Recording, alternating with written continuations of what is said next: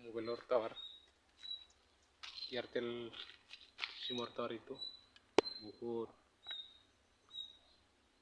height বহুত ওপৰত এইটো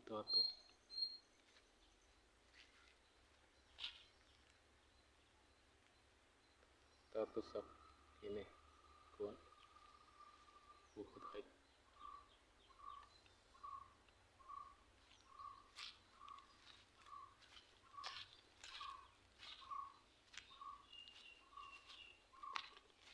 আৰু এইটো টাৱাৰৰ বেটাৰী ষ্ট'ৰ এটি বেটাৰী আছে ইনফিনিটাৰ আছে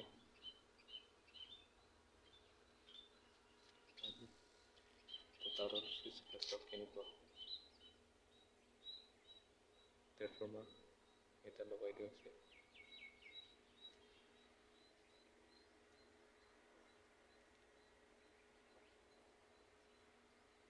টাৱাৰৰ